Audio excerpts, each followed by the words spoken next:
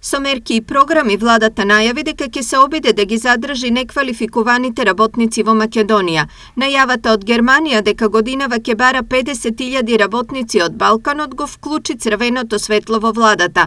Над 100.000 невработени има во моментов, а дури половина од нив се интересни за најмокната европска економија. Има ли одбрана од германскиот план и што всушност владата треба да направи?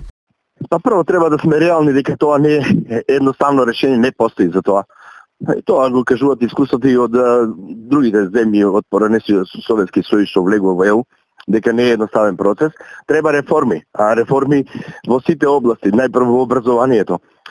Треба промена на стопанската структура. Значи ние мора да изградиме стопанство кое ќе биде конкурентно на светските пазари и ќе може да се носи со таа конкуренција од надвор. Вториот проблем се другите проблеми околу владење на правото, партизацијата на општеството, сето тоа ги исто така додатно демотивира младите.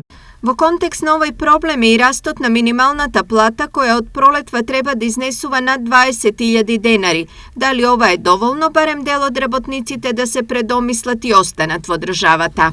За неквалификувани работници има многу побарувачка кај нас. Заработуваат од 18.000 денари па нагоре, меѓутоа имаат и повисоки плати.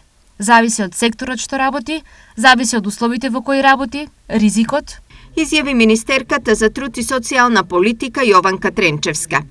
Од друга страна, за граѓаните планот на Германија никој не може да го сруши и порано или подоцна работниците од државата ќе си заминат. Тешко. Тоа е тренд на цела Европа и тешко да може. Тешко. Може се спречеме ако дадат плата 500 евро, да нема подле плата, може. А како со 200 евро, нема никаде. Во иста насока размислува и консултантот и бизнисмен Горан Рафајловски. Државата досега не покаже ниту малку интерес граѓаните да останат во државата, доколку Германија од Балканот однесе 50.000 работници. Нашата економија ќе ја снема, изјави Рафајловски.